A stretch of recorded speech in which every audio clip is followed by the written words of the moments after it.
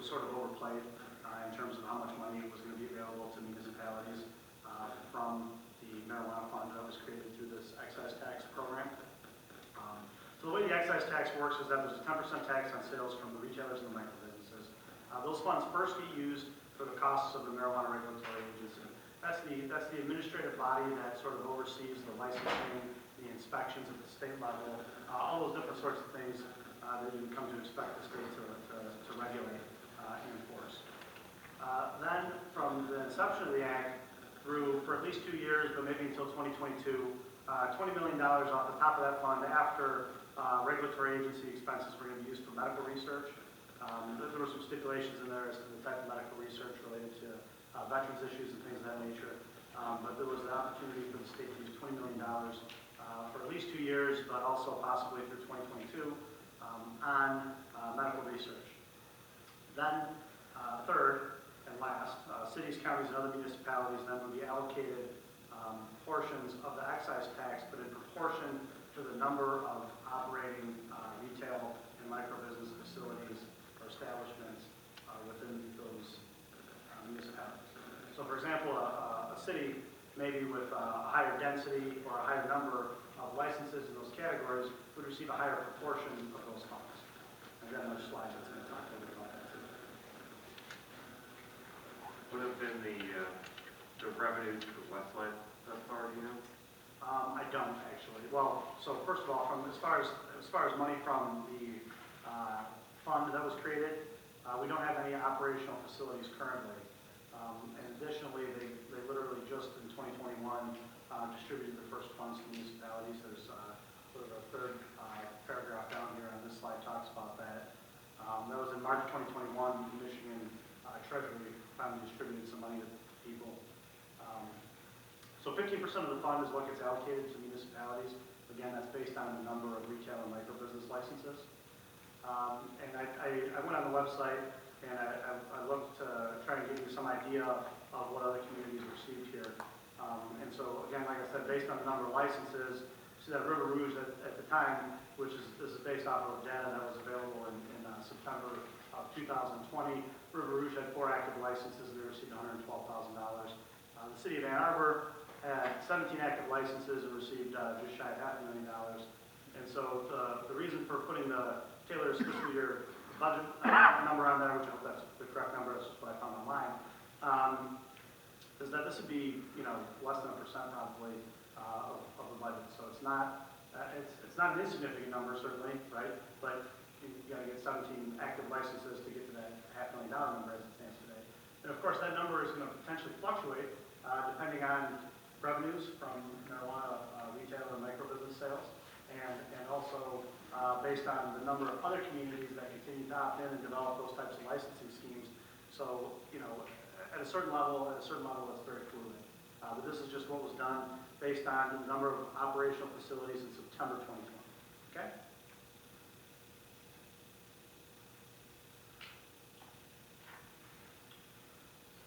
So the Regulation and Taxation of Marijuana Act, as we said, allows the city to adopt a municipal licensing process. Many applicants may apply for multiple different types of licenses. So for example, you might have somebody apply for a license at the same location to operate a adult use marijuana grow, an adult use marijuana processing, and then an adult use marijuana retailer as well. And so potentially 3 licenses being applied for with up to $5,000 license fees potentially. So for just adult use alone, you could potentially see per application basis $15,000 in licensing fees, and that would then be an annual fee. Obviously, the first year of implementing the program, you're going to get more applications than you have renewals. So there'd probably be an uptick in that number in the first year versus in subsequent years when you're just processing an annual renewal fee. It's going to be probably a lower number. I have a question. So the application fee, so if, let's say, the city decides to go with X amount of licenses and 20 people apply or 100, do you need to keep all the money for that or only get to keep the application fees if we choose that one? No, you get to keep it. All the application that the front-loaded cost of, with caveat, right? The front-loaded cost of implementing this program is going to require that that money be used to offset. And I got a slide on how this works, but anytime you do licensing fees or user fees or anything like that, sorry? Okay.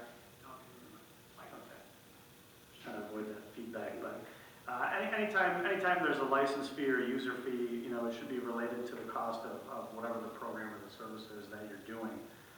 So to some extent, like I said, the first year or the first time implementation of this is going to be astronomically more expensive than the cost that it's going to be to maintain the program over time, because there's all the upfront costs that you have to put into, you know, establish an ordinance, establish an application. All those different types of things are going to be more expensive in year one, so to speak, than they would be when you're just doing renewals down the road. Thank you. Does that make sense? So, looking at Westland's ordinance number 1, how many applications did they receive? I think we probably received in the neighborhood of 30 plus applications. All right, and then under their ordinance, this would be section 27-9, application and fees. Line item G, and I thought this was so pertinent to what the councilwoman's question was. An applicant whose application is not approved may be entitled to a partial refund of up to $2,500. So what we ended up doing with that was we gave partial refunds to people that were disqualified within a certain period of time from the application acceptance.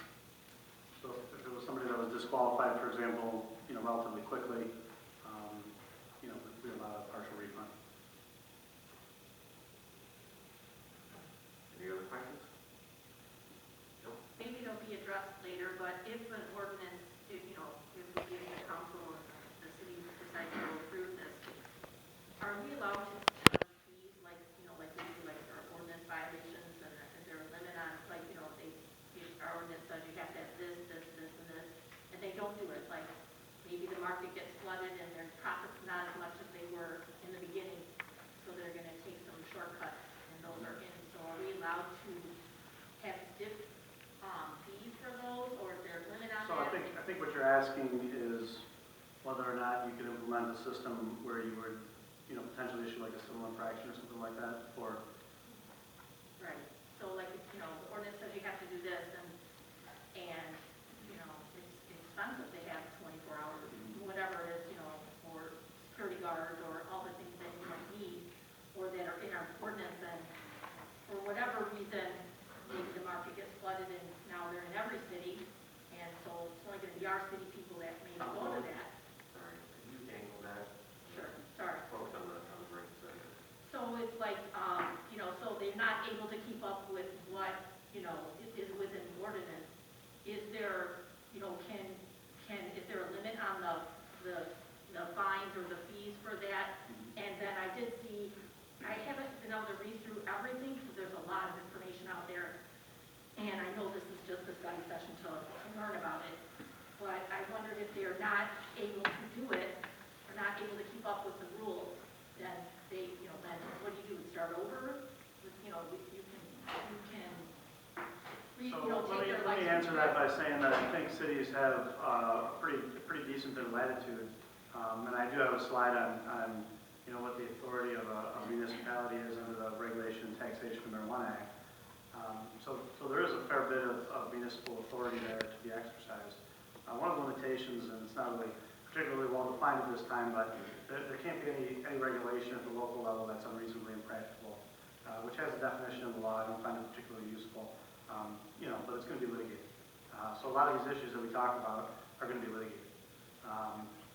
In 2008, the voters adopted the Medical Marijuana Act, and it wasn't until 2018, I don't think, that we had any clear direction from the Michigan Supreme Court in the DeRuiter case on what zoning potentially would look like for those. There were arguments, and I think even to the point of being adopted by the Court of Appeals, that the municipalities had no limited zoning authority with respect to medical marijuana caregiver type operations. And so, again, it wasn't until a decade after the law was passed that we had any type of clear direction on that from the Michigan Supreme Court. And so I think you're going to see a lot of that with the MRMA, as it's called, the Regulation and Taxation of Marijuana Act.